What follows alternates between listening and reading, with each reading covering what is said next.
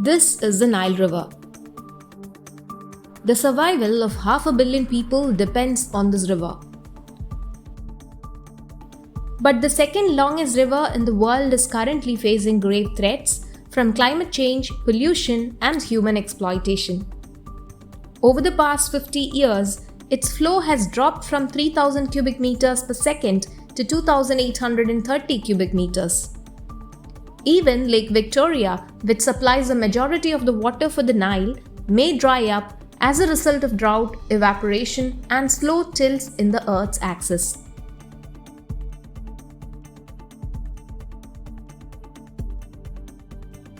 Every year for the past 6 decades, the Mediterranean has eaten away between 35 and 75 meters, which is 38 to 82 yards, of the fertile Nile Delta.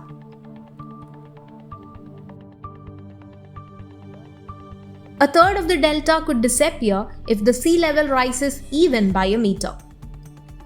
The silt that for long formed a barrier to protect the land no longer makes it to the sea.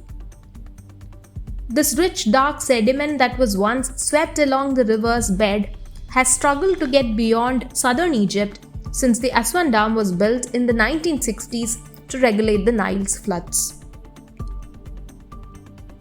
Abdul Qadir, the head of Egypt's Coast Protection Authority, says every Nile flood would deposit silt, bulking up the promontories at Damietta and Rosetta. But this balance has been disturbed by the dam.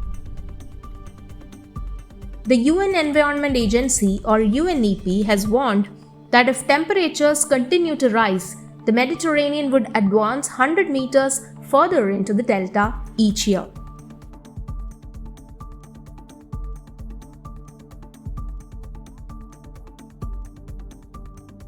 The thriving farming village of Kafr el-Dawar, which is located around 15 kilometers inland, appears to be still safe.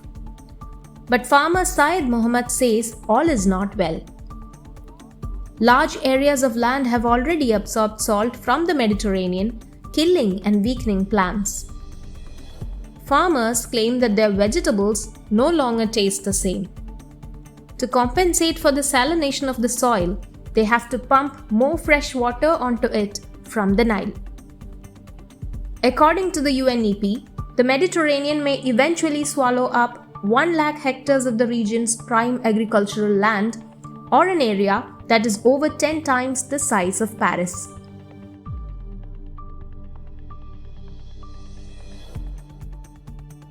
The UN's group of climate experts, the IPCC, say the impact on the Nile will be catastrophic.